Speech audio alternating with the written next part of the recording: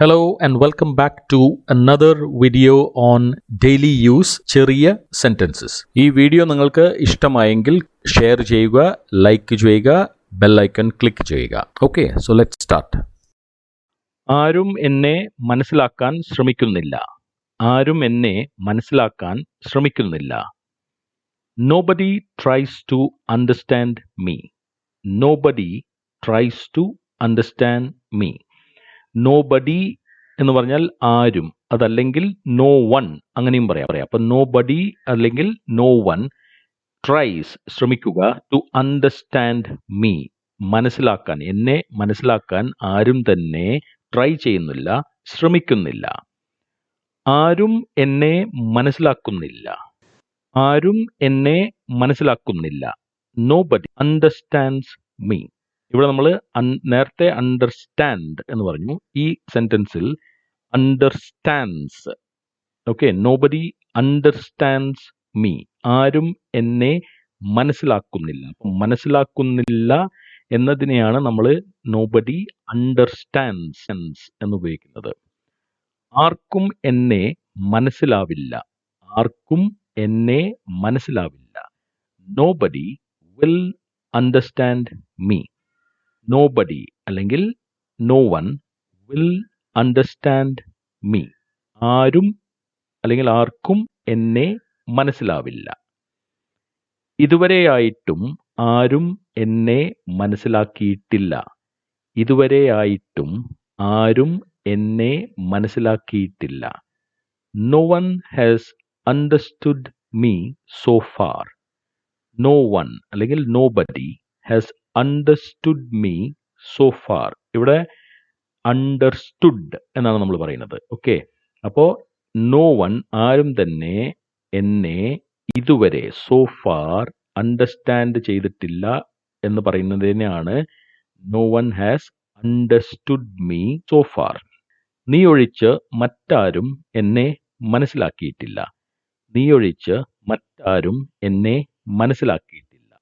No one has understood me except you.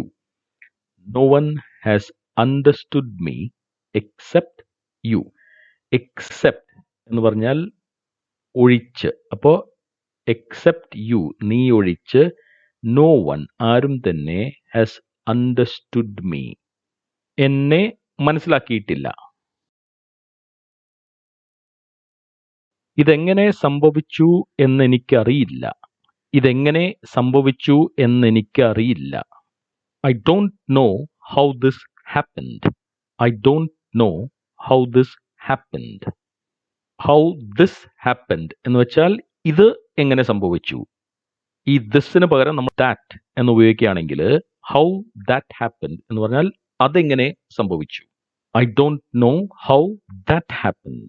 യാതൊരു കാരണവുമില്ലാതെ അവൻ എന്നെ കുറ്റപ്പെടുത്തി. യാതൊരു കാരണവുമില്ലാതെ അവൻ എന്നെ കുറ്റപ്പെടുത്തി. He blamed me for no reason. He blamed me for no reason. Blame ചെയ്യുക, അതായത് ഒരാളെ കുറ്റപ്പെടുത്തുക എന്നതിനെയാണ് നമ്മൾ he blamed me എന്ന് പറയുക. അപ്പൊ ബ്ലെയിം എന്ന് പറഞ്ഞാൽ കുറ്റം, ബ്ലെയിംഡ് എന്ന് പറഞ്ഞാൽ കുറ്റപ്പെടുത്തുക. For no reason, for no reason എന്ന് പറഞ്ഞാൽ യാതൊരു കാരണവുമില്ലാതെ.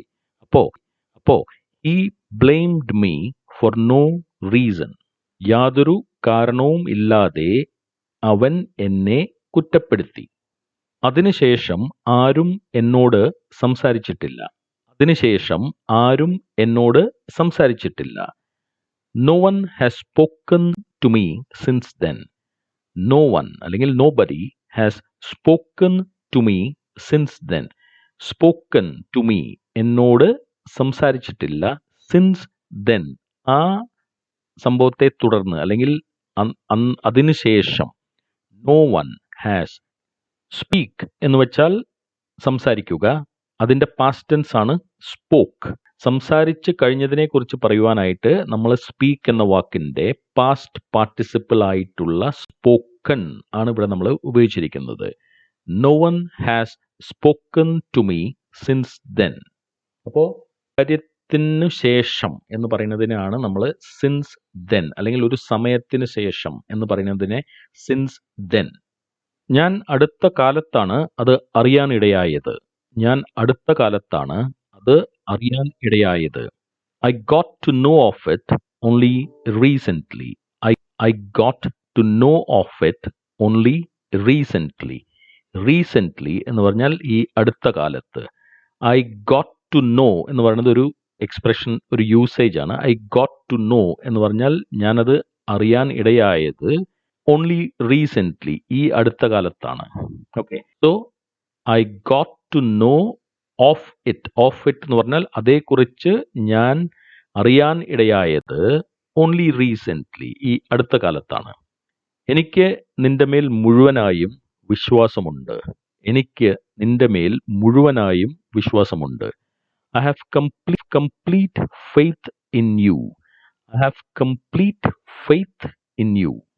ഫെയ്ത്ത് എന്ന് വെച്ചാൽ വിശ്വാസം. കംപ്ലീറ്റ് ഫെയ്ത്ത് എന്ന് പറഞ്ഞാൽ മുഴുവൻ വിശ്വാസം, മുഴുവനായിട്ടുള്ള വിശ്വാസം. ഇതിനെ നമുക്ക് ഈ ഫെയ്ത്തിന് പകരം you can also say I trust you completely. I trust you completely, അതായത് ഞാൻ നിന്നെ പൂർണ്ണമായും വിശ്വസിക്കുന്നു. അല്ലെങ്കിൽ I fully believe you.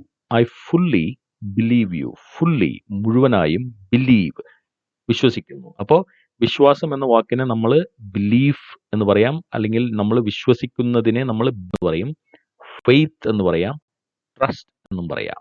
Okay, അപ്പോൾ thank you very much for watching. Lesson ഇഷ്ടമായെങ്കിൽ ഷെയർ ചെയ്യുക, ലൈക്ക് ചെയ്യുക, സബ്സ്ക്രൈബ് ചെയ്യുക. Okay, see you in the next video.